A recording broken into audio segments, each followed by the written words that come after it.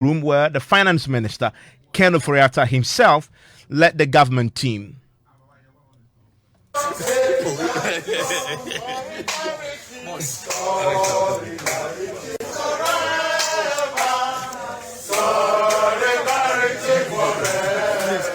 are not invited. Please. Now, here is the president of the Ghana National Association of Teachers, NAT, shortly after he led the teachers on the walkout. I think what has happened today is very unfortunate. As what we can say now is that our negotiation has come inconclusive and we are still on strike. Thank you very much. Mr. President, when you say it has come no, we are still on strike. That's all that he has said. They are not boycotting the meeting. There are other people still in there. But why are you leaving? That one, we'll talk to you about it later. But for now, the strike is still in force and it ends there. But I understand that you were given an initial offer. Is that true? Is that something you can confirm? For which some other groups are agreeing to that? We cannot say anything now. All that we can say is what the NAT president have said. Negotiations are inconclusive and teachers strike. The teachers' educational sector strike is still on. Well, my colleague Papani Ashale was there throughout and watched things unfold and is in the studio with me. So, really, what happened? So, Evans, say around 2:30 to 45 thereabout. That was when the meeting started. It was scheduled to start at 2 p.m. So the labor unions came through. You remember the first meeting? The labor unions were asking specifically for the finance minister to be there. He came sometime after 3. So this time around, he was the reason they had given that they were not going to accept whatever terms were. And even the rep for the finance ministry said that he didn't have the mandate. So probably this time around. That was a report from the first meeting last week. So he was there this time around. Who else was there? Which other minister was there? The Labour Minister? Yeah, the Labour Minister himself was there as well. His deputy was also there. We had the Minister for National Security was also around. And the Education Minister was there as well. As for the Labour unions, I think almost everyone was there. Nobody wanted to miss this particular meeting. Because they are all fighting for the same thing, 20% cost of living allowance. Even for those that we didn't know, or experts have asked for it. So the likes of the administrators of the universities, they were there today as well. So essentially, the meeting starts sometime close to 3 p.m. and then about 15 to 20 minutes into it, the labor unions barge out. Initially, we thought that which of them specifically? So this is all of them coming out. So initially, we thought that it had ended, but they told us that it was just for a break. They had asked the government officials to allow them for a few minutes to negotiate, to speak to amongst themselves. So that the labor unions themselves were going to go into a caucus. And that was when... Excluding the government side. Excluding the government side. So the government side went upwards. If you know the Ministry of Health, they went upwards. The meeting between the labor unions went on for a few minutes. Then they ended. All of them went inside. Not a single one of them was standing outside. But it took more than 45 minutes.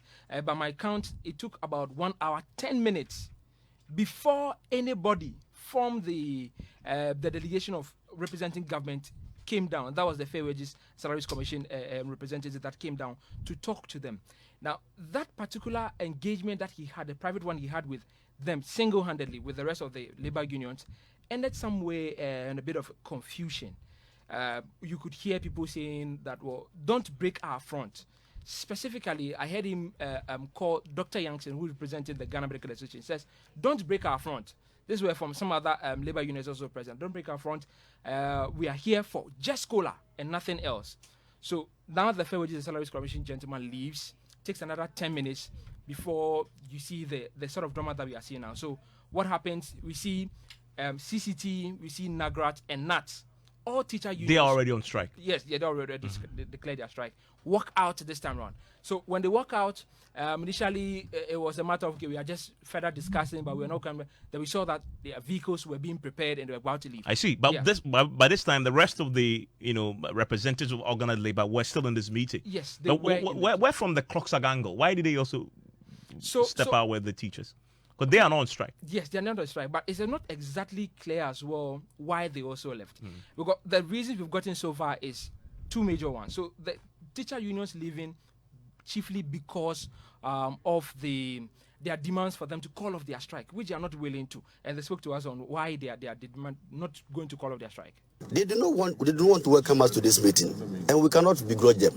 So that is why we are working out. When you say they don't want to welcome you, but you were in there and they worked in and... Yes, we received invitation under organized labor, and we are part of organized labor.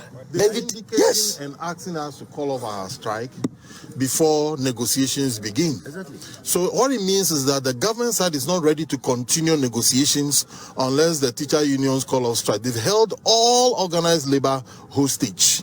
And this is a betrayal of trust, because the understanding we had is that organized labor has been convened for us to find solution to the issue of cola. Right now, since we are undesirable, we think that before they even walk us out of the meeting, we are walking out of the meeting ourselves. Thank you very much.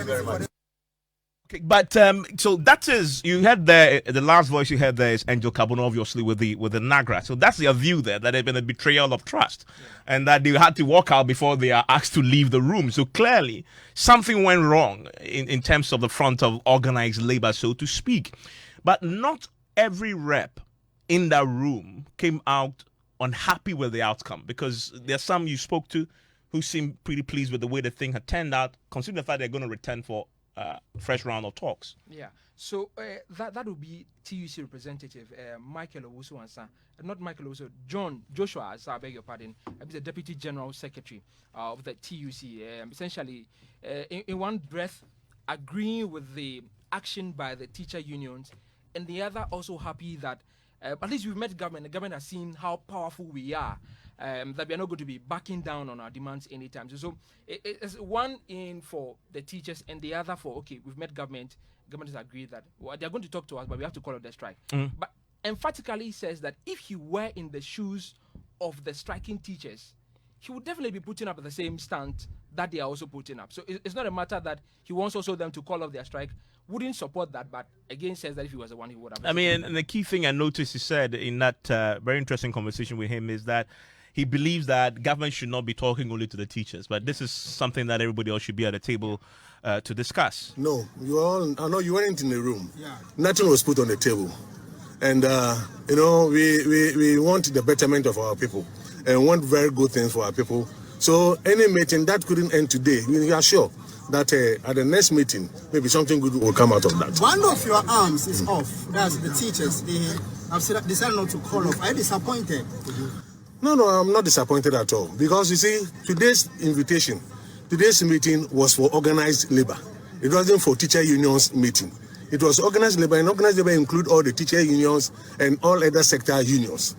So if you say that you want to deal with teacher unions in this matter, a matter that affects all workers in this very country, I don't think it's fair. So I'm not disappointed that they went away. What was the earlier confusion about? There was no confusion. Are you sure? Yes. Confusion where? In the room? Yes. Okay. No, but when we are discussing differently, some voices may be high, some may be low, but at the end of the day, we are interested in the outcome of the discussions. Support the strike. Supporting the strike? Yes. Oh, for now, I think that they have declared the strike, and they are still on strike. And I think that if I were them, if I was also in their shoes, definitely that's the same thing that I would do. And the last time I told you that I want government to actually find solution to this issue, to avoid further actions from other sector workers of this very country. The earlier they find solution to this matter, it will end all the hula baloo in this very country. Let's get more on this unfolding story. Let's bring in Angel Kabonu. He's the president of the National Association of Graduate Teachers. Mr. Kabonu, thank you for your time here on Top Story. Yeah, good evening. I heard you say in an interview earlier that this is a betrayal of trust. Explain, please. Well, this afternoon's meeting was not a meeting between the teacher union and government. It was a meeting between organized labor, of which we are part, with government to discuss and negotiate on the COLA. When we got to the room and the government team came, they decided to meet only the teacher unions. And the whole house felt that it was inappropriate because this meeting was an organized labor meeting with an agenda. Government itself indicated that they had escalated the discussion beyond just the issue of unions in education, and they have moved it to the larger group, which is organized labor. So we felt that it was inappropriate to be isolated from the whole house and have a separate discussion with us. Then the Minister of Labor came in and said that the problem is government is unable to negotiate while workers or any group of workers are on strike. So unless the teacher group calls off the strike, they will not be able to negotiate. We also felt that that was not the forum for that discussion. The purpose of this discussion at the particular time in question was to negotiate COLA with organized labor, of which we are part. They still insisted that in principle, government will not, under any circumstances, be able to negotiate with any labor organization when the labor organization is on strike. So they asked for a caucus meeting of all government representatives. They went for the caucus meeting for more than 1 hour, and they failed to return. At that time, the teacher group took a decision that if we were the undesirables in the room at that time, because we had painted ourselves with a strike and that government was unable to negotiate, then we were also withdrawing from the house. And all the other labor unions indicated that then the negotiation can't come on because we were invited into that house as a whole and nobody can be taken out and so on and so forth. So we left the premises. I do not know what happened in our absence, but the information I'm getting is when we left, other unions decided to follow. So in effect, today's meeting did not see the light of day. So, have you changed your mind about the government's demand for you to call off the strike yet, since this meeting ended? Well, the meeting just ended. I have entered my office. I have not had any meeting with my officials, so I'm unable to give any definite response on that as of now. But what it is that the strike is on. From everything we heard from the venue, at least when you spoke to the press, the strike is on. Yeah, the strike will be on unless it is called off. And as I'm talking to you right now, it has not been called off. I know you have internal processes that will be triggered to try and get the bigger union, your union and others to make a decision. Will you trigger that process? Well, as I indicated to you, I have not even met my officers. I have to meet in fact, I shouldn't even be talking to you before talking to my officers. But persuasive as you are, I'm talking to you. So after talking to you, I'll be meeting my officers and a decision will be taken. But I mean, based on what we know of the labor, atmosphere, the conventions, the law, isn't government position what is supported by convention, that you don't go to a table to negotiate when you have almost a gun to the head of your employer? Well, is government telling us that all rules of labor have been brought to the table? Because I can find government wanting on several aspects if we all want to bring all the rules of engagement on the table. You're suggesting the government itself is also complicit in breaking existing rules? As you and I are talking, we should have completed negotiating base pay in April. The base pay negotiations have not commenced, and it's a violation of the law. In other words, fair to say you concede that government position is right, but they themselves are in the wrong. Well, these are procedures, but there are circumstances that truncate those procedures. And I think we are in those circumstances. So, as it is now, and you're right, immediately you left, others followed, and the meeting really didn't continue, beyond the initial brief, trying to get everybody to sit. The ministry, the deputy minister, confirms to us that the government position is clear. I mean, in fact, he spoke to us and he's very definite about this. If you don't mind, just a few seconds. He has a word for you on what government position is and what they're going to do going forward. This is Bright Rekubube. We have had to call off the meeting. We have had to adjourn because both parties, Labour and government, think that we can't do this whilst a party is on strike. So the agreement is that we are going to talk to each other. They call off the strike and we come again to meet. But these teachers have left. The other ones are there who are waiting for probably at least an offer from government. There's an agreement that we adjourn and come back. So we will adjourn in the course of the week. We'll reconvene and then negotiation will start. But I see that you took long since the first break. You took long to come back. What exactly was the hold up for government? No, it was a caucus meeting the labor unions had requested to have. Okay. So we were waiting for them. It's not the government side that took long. Okay. So right now, what would we be telling the at least the striking unions? We understand that the public sector workers are also looking at those who are embarking on the strike on the 19th. What would you not be telling them?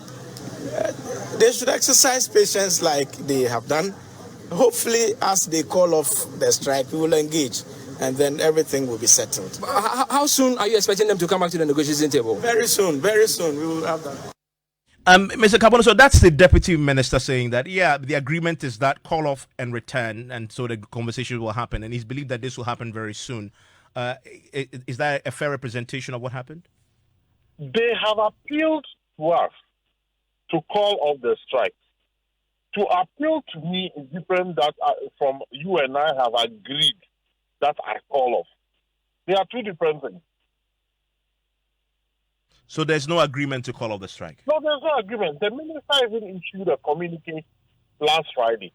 And the communique stated clearly that we hereby appeal to the teacher union to call off their strike. But he's confident that at least later this week, this meeting will reconvene. But it's dependent on you calling off the strike. Within that time frame, is his optimism found? I have to subject today's development to my National Executive Council and my National Council for a final decision to be taken. And I will communicate that final decision to the ministry. I get a sense that there is some solidarity with the opposition from the other members of organized labor, at least from everything I've heard. Absolutely. Absolutely. Honestly speaking, the view to call off the strike is opposed to the position of the general organized labor group. So for anyone to assume that other unions were in agreement that the teacher union should call off a strike is far from the truth. Because there is a huge belief by the entire membership of organized labor about the legitimacy of the strike that is embarked on by the teacher group. But I just heard you say, at least from some assurance, that you're going to send this up your chain. Yes, whatever decision, I am a representative of the people. Whatever decision or development that occurs, I will have to subject that decision and development to my council, for the council to take a decision and direct me the way forward. Any idea what the time frame is for this? Well, I'll be convening the council by the close of tomorrow. I would have held that council meeting. And you get a sense that NAT, CCT, TEU may be doing the same? We are all going to take the same and similar action. I'm grateful, Angel Kabonu there. That's the president of the National Association of Graduate Teachers, giving us the very latest from this meeting. If you're just joining us, there was a second attempt by government today to resolve this labor unrest over cost of living allowance. That, for the moment, has collapsed. Those talks have collapsed, and because government insists the striking teachers should call off the strike before negotiations continue. So they're waiting for this to happen. It just had confirmed by the NAGRAT president that this is something that a decision that will be taken by the council of NAGRAT. He is expecting that the other unions who are already on strike will be taking a similar decision to pave way for negotiations to continue. Meanwhile, that strike is still on, and the classrooms, as we know now, are either empty or as the GES and Education Ministry has indicated, national service persons have been engaged to step in the interim. Papani is still with me. Papani, you give us a sense of, we've heard from the other unions, the GMA were also present. Yeah, so Dr. Youngson was there for JMA. I mean, he on the other side, although wished that they would have gotten some finality or brought some finality to negotiations on cost of living allowance, was happy that at least they've met something, although it ended abruptly and not the way they would have wanted. But he's happy some conversations have started. He's not the only one who's talking to us. Some other groups that we have not heard from, at least officially through writing or in the media space, on whether they're going to be demanding for the COLA or not. The likes of the Ghana University Administrators Association, they were there today. Well, they in particular were disappointed about some of these things.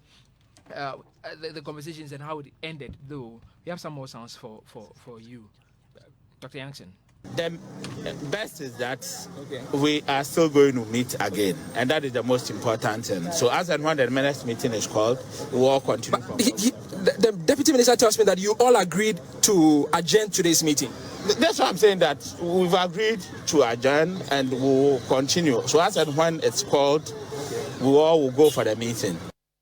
Labour consultant Mr. Austin Game has been in the thick of affairs in the past when it comes to these very crucial negotiations with organised labour. He joins us with his expertise on the developments tonight. Mr. Game, thank you for your time here on Top Story. You're welcome. So, government, we just walking out of this meeting, we've just been hearing from the teachers. They walked out of that meeting. Government says, well, if you don't call off the strike, we're not going to sit with you. There appears to be a standoff. I mean, what do you make of what has happened tonight, how it's playing out? Well, thank you. First, I'm a little disappointed because of the environment in which we find ourselves now. And therefore, knowing that this particular issue has moved from just the playground to the level beyond dispute into a full-blown conflict, because when people are on strike, what it means is that we now have on our hands full-blown conflict. Handling conflict is different from just trying to prevent it, or there is a kind of dispute and you want to find a way out. This one, you are already in muddy waters.